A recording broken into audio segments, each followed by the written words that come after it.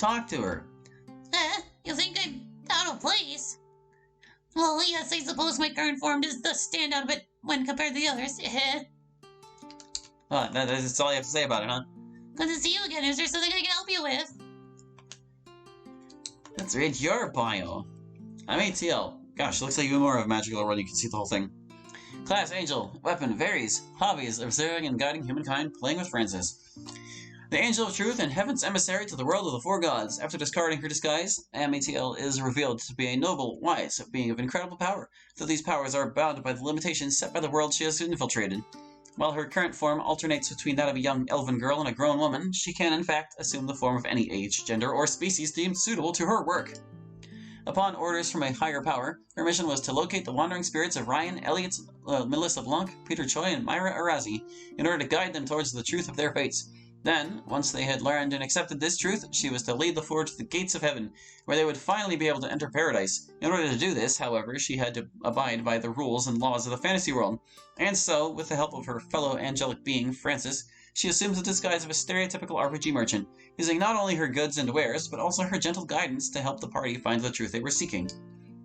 However, this gentle guidance would not entirely go as planned. While she had intended for the truth to be revealed to the group gradually, allowing them time to process and accept it, it is all too much to bear for the soul of Melissa LeBlanc, reincarnated as the druidess Lelia. After remembering her terrible deeds, she is overcome by a horrific obsession with keeping her friends within the tower.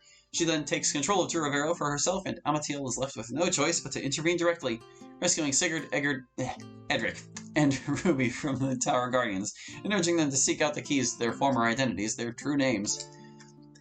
Once the remaining party members remember their past selves, Amatiel reveals her true identity and intentions, apologizing to them for her earlier deception.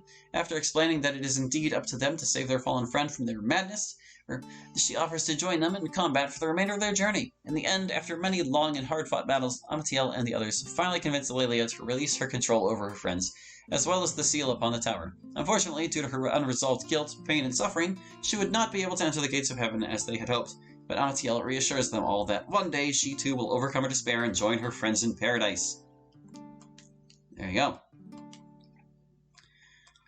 So what about her then, Ami's true form in the game's low-key Deus Ex Machina. Well, technically even this isn't Amatiel's true form. She is an ethereal angelic being, after all. I admit that I did go a little overboard with the design. I wanted an older-looking Ami, yes, but I guess I also had Madoka Magica on the brain or something, because she wound up with a magical girl outfit that would put a 14-year-old DeviantArt user to shame. LOL. How she works as the replacement party member is a bit interesting too. In the game's data, there's actually 4 Amatiels, each with her own class and skill set. Which one you get depends on your route. Her stats are also more rounded than the main party's. For example, if you got Edric's route, she won't have quite as much magical power as him, but she will also have better luck and defense. In addition, she will lack some of the more powerful skills that the missing party member could have learned, but she also has skills unique to her. I hope that... gameplay-wise, this made her more than just a simple clone character. Yeah, I would say it did. Yeah, I can't cross this tile. Well, talk about an emotional roller coaster, eh? Seriously though, it's nice to not be cooped up in that tower anymore. Now we can finally be free again. Oh, wait, don't tell me. We're not stuck here in the developer's room now, are we? Son of a bitch! When I get my hands on that dev of ours, I swear to God. Oh, they're the one true god of your world. What would you like to do? Talk to her. What am I gonna do when I get to heaven? Well, isn't it obvious? I'm gonna get an angel to be my girlfriend. Or like some super hot babe who died 100 years ago or something. Hey, don't look at me like that. I'm allowed to dream, aren't I? Aw, you came back to talk to little old me. I'm flattered. I love you now. Read Myers Biro. But, yeah. Humaraya Farouk Arazi. Age 20. Occupation college student. Part-time waitress. Hobbies are watching anime and cooking. Her favorite food is Japanese-style curry and rice. A spirited, outgoing young woman who usually goes by the nickname Myra, known for her brash attitude and sense of humor. Myra enjoys putting smiles on the faces of those she cares about. However, she can also be quick to anger and judgment, and she doesn't take kindly to those who she feels has wronged her or her loved ones. My God, I can't read today. Myra was born in a North African country to a family of investigative journalists, an occupation which, unfortunately, landed them many enemies, including a group of arms dealers that had ties to local government officials. In retaliation to Myra's father's attempting to expose them, they planted a bomb under the family car, killing her mother as they prepared to go to the movies. She and her father then fled to America, where they spent the next 15 years moving frequently, all while Myra was constantly warned of the danger that followed them wherever they went. Despite her father's noble intentions, his protectiveness also instilled a sense of mistrust in Myra, making it difficult for her to form meaningful relationships. Once she entered college, however, that slowly and surely began to change. There, Myra met her friends Ryan, Peter, and Melissa, and together the four bonded over their shared geeky interests in tabletop role-playing games. For Myra, this provided a much-needed escape from the fears she'd grown accustomed to, as well as a chance to make a significant connection with someone other than her father. Finally, for the first time in years, she began to feel like she could truly open her heart to others. Unfortunately, Myra's newfound trust and life would eventually be stolen from her by one of those very same friends. After Melissa's grandmother kicked her out of her home, it was Myra who took her in, allowing her to stay in their guest bedroom until they could find a more permanent solution. They then decided to hold a gaming session to help Melissa get her mind off of things. What neither Myra nor the others realized, however, was that Melissa had discreetly set fire to the house, confessing that she wanted to punish herself for causing her family's deaths. After Ryan collapsed while trying in vain to convince her of her wrongdoing, Myra angrily called her out on her betrayal and tried to escape with Peter, only to be crushed by falling debris, which killed her instantly. Well, at least she didn't suffer, right? Oh, hey there. Sorry if it seems like I'm not grateful for your help, I really am. I'm just, not very good at expressing myself. What would you like to do? We're gonna make him express himself. If you feel bad about what happened between my mom and I, don't. What's past is past. I'll get over it someday. After all, in the end, I was a main character, and she was just an NPC. That's got to count for something, right? I guess that's one way of looking at it. Hey, so what brings you back here, anyway? Oh, I'm gonna read your bio. Age 19, occupation, college student. Oh, his middle name is Haku. His hobbies are strategy games, drawing, and digital art. His favorite food is black bean sauce on noodles. A quiet and gifted young man, afflicted by depression and anxious tendencies. He is often described as a creative spirit, although his shyness and difficulty expressing himself often mask that aspect of himself. He also has a bit of a sarcastic side, however he is quick to apologize if his snark goes too far or offends others. Growing up, Peter was regularly bullied and belittled by his mother, who herself suffered from depression and alcoholism, and took her anger out upon her son. As he grew older, the abuse only worsened, and she constantly told Peter how worthless he was to her, instilling a painful self-doubt and self-hatred in him. Even after Peter's father had enough and divorced his wife, the scars remained, and in high school he sought medical attention for his worsening depression and trauma symptoms. Though his father tried his hardest to be supportive, he also seemed to be at a loss for how to best help his son. Thankfully, with treatment, Peter's condition began to somewhat stabilize, though he was still struggling in college and in his day-to-day living. What truly helped him, however, were the friends he had made on campus, Ryan, Myra, and Melissa. Through their tabletop gaming sessions, he found an outlet for his creativity and a reason to keep fighting his mental illness. After hearing news of his mother's death, he opened up to Melissa about his childhood torment, and it was her kind words and unconditional support that caused him to fall in love with her, though he didn't dare tell her or anyone else for fear of rejection. Ironically, for all his thoughts of dying by his own hand, it was in fact the girl he loved that would wind up taking his life. After hearing that Melissa had been kicked out of her grandmother's home, Peter wasted no time offering her any help that he could. Eventually the group found themselves at Myra's house, where she had been staying in the guest room for a tabletop session to help her get her mind off of things. Partway through the game, however, Peter noticed that the upstairs had caught on fire. Melissa then confessed to setting the blaze, stating that it was to atone for the fire she once caused as a child. After watching Ryan collapse from smoke inhalation and Myra being crushed to death by debris, a horrified and heartbroken Peter confronted Melissa, insisting that she was no longer the person he knew and loved. Then, while pleading with her, he too succumbed to the heat and smoke. I forgot to read the dev commentary on you, didn't I? Yeah, I did. I forgot. Read him. Ruby's true self, who is just as loud and obnoxious as her character. But honestly, would we have had her any other way? Like Ruby, I had a ton of fun writing Myra's dialogue. However, her backstory was the last I came up with, and probably the one I struggled the most with. I wanted to give her a trauma that affected her ability to trust others, and I wanted it to be dramatic enough to fit with the other three stories while still being somewhat realistic. So that's probably why her tragic past reads a bit like a spy novel. Lol. Myra's design was also really fun to come up with. I'd say she's slightly more feminine than Ruby, but still gives off a rebellious vibe with her hair coloring and nose ring. It's there if you look hard, I promise. Fun fact, beneath where the character bust art cuts off, she's actually wearing high-top sneakers. Check out the mediocre concept art if you want to see them. Wow. I'm also kind of curious. I'm like looking at her nose. Yeah, there it is. On her left. Perspective right. The nose ring. Right, catch you later then. Hello. Oh, hello there. Did you want to talk to me?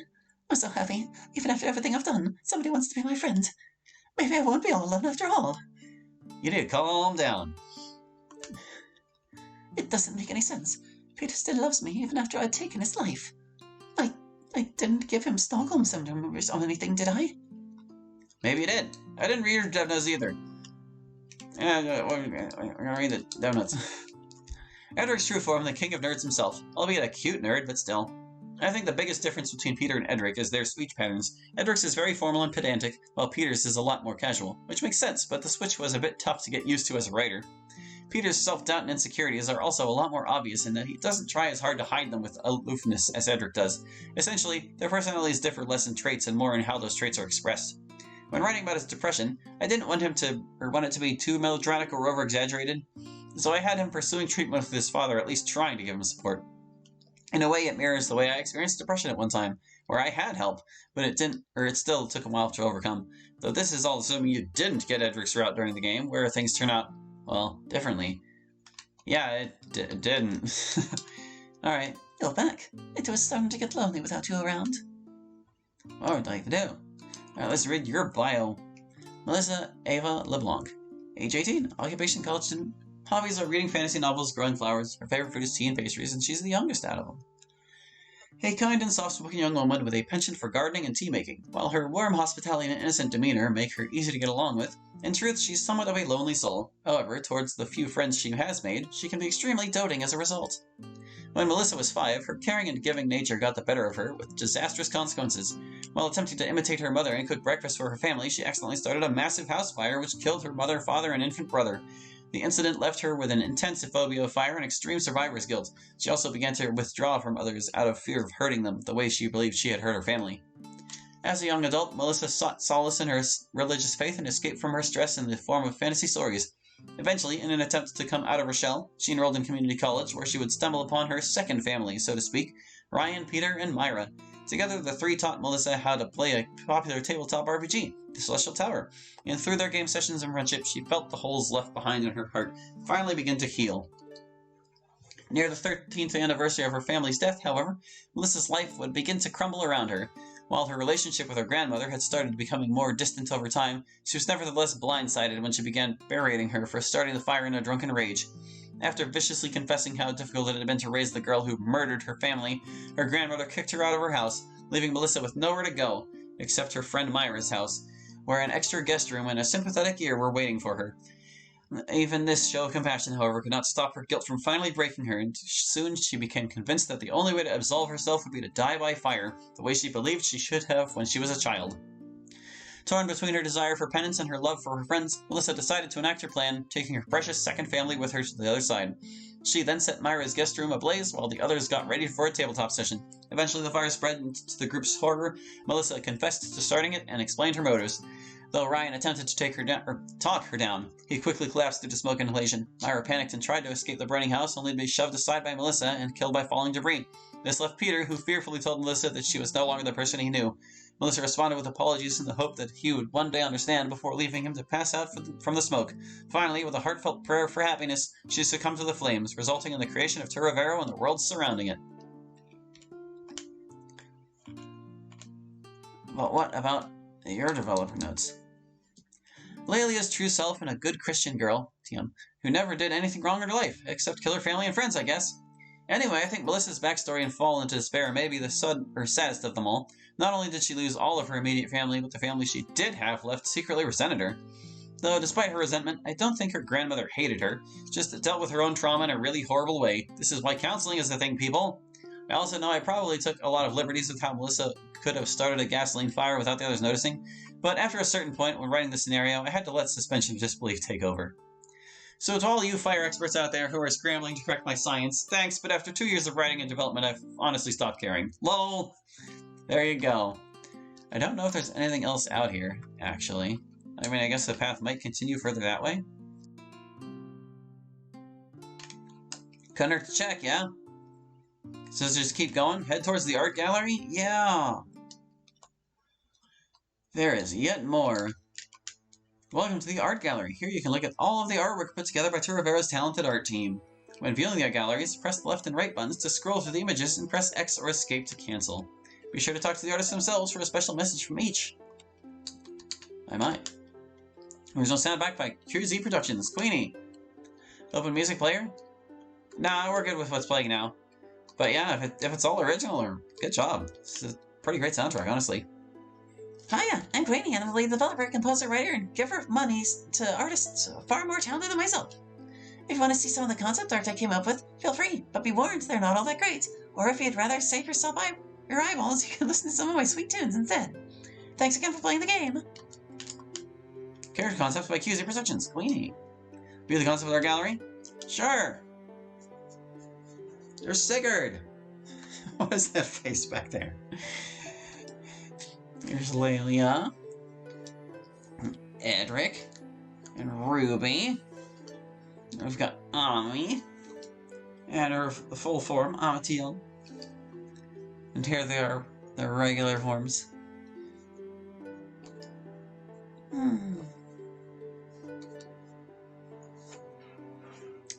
Even in this picture, he's like shy about it. Hey, those are sneakers like they talked about. Well. Howdy neighbor, I'm Quee, and you can find me on Twitter at Conflakes. Okay. Title and ending art by Christina Moreno Quee. View title and ending art gallery. Well, here's the thing. If we view this, we're probably going to get some, like, spoilers for the other routes. So I kind of feel like we should leave that for now. Because I do want to cover the other routes, actually. Not going to be part of, like, this series. It's going to be, like, a separate playthroughs that I'll stream. But, yeah. Hello, I hope you had as much fun playing Turovero as I did both drawing the cutscene art and crying to QZ over every spoiler she'd share. The real Dark One was actually the friends we made along the way. And you're not wrong. Cutscene art by Meika. View the cutscene art gallery? This is probably... Is it safe? Is it safe? Thing is, I don't know how much of this art we haven't seen from other routes yet. Perhaps it is better saved for later. Hi, and thanks for playing Turovero and Genkaiko, the bus artist for this game, and you can find me outside of here by searching that name. Okay. And you? Hey, it's your boy Amy, or please draw more on most social media. Thanks so much for playing the game, and I hope you liked all those good monster boys I helped create. Follow me for more cute and slime-related content. Oh, so you drew the monsters, did you? Enemy art by Amy C. View enemy art gallery? Alright, this one I am actually going to view. Because there's... well, You know what? No, actually. I was gonna say, we can use this to check out the monster we missed from the Lelia's Dark One route. But my understanding is that the final area is actually completely different depending on who the Dark One is. So there's actually more monsters than just that one we missed. They would only be seen in other routes. So yeah, tempting though it is, we'll leave these other portraits for after we complete the rest of the game. And that's going to take a while, because I'm going to intersperse it with other stuff, because, like, I'm in the middle of my Thea replay right now. I'm thinking we'll do one of the routes after that, probably Sigurd's, since it seems like it would be pretty easy to make him be the Dark One from our current standing in the save points. And then after that, I want to finish up my Aiden Plus playthrough. That's been waiting for a while. And honestly, I kind of needed a vacation from Aiden anyway, but that doesn't mean I want to leave it forever. We're going to get back to it sooner or later. That's going to take a while too, because just because of how that game is, plus it being, like, super hard. But after that, we'll do another route, and I guess it'll depend on what comes up in the meantime, because sometimes games do have, like, more content that I want to show off than just one playthrough can reasonably contain. So, but, like, to avoid rehashing things too much, I think, like, streaming is the better medium for that, so that the episodes aren't broken up and, like, people can come by and chat if they like. I don't bite, I swear. It's alright. You can stop by and say hello. I won't rip your head off. But anyway, it's looking that's going to do it for this game for now. What to say about Turovero? Well, it's definitely kind of caught me off guard. Because, like, at the beginning of the game, these characters all felt really stereotypical. Like, that first dungeon where, like, that very first floor where we're fighting the slimes and bats and everything, I checked, everybody had to give their opinion on whatever we were looking at. They felt really, really stereotypical, and I'm quite glad that they grew out of that after a while.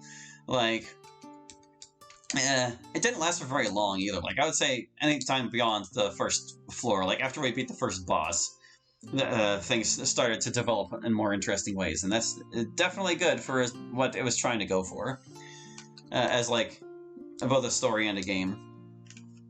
But it was a little bit odd for me because, like, well, you might not really, well, watching my playthroughs, you might notice I'm not exactly an emotional person, and like it's not that I don't have emotions. I'm kind of a stoic in a sense, but like I kind of found myself like not really.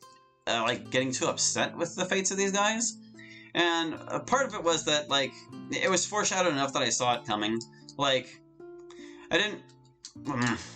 Well, with the talk of, like, the four gods and, like, the Dark One, the one twist that really got me was that the Dark One was one of the four gods. But after that was revealed, everything else just kind of fell into place as expected. And I'd given it some thought as to why I didn't really feel too sorry for them whenever we learned like all the terrible things they've been through.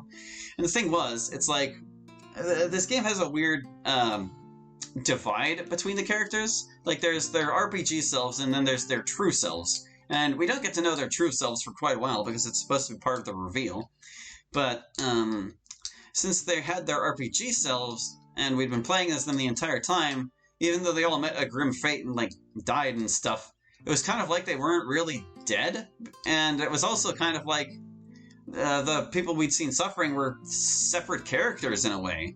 Like, we got to know Sigurd, Edric, Ruby, and Lelia, and they had separate RPG lives apart from their counterparts that had endured all these things. So whenever we learned of their real-life conflicts, it was kind of like, it was just like watching it from the other side. Or from a different perspective, as if like those people were different, it's people I hadn't quite been invested in. A bit odd that, I guess.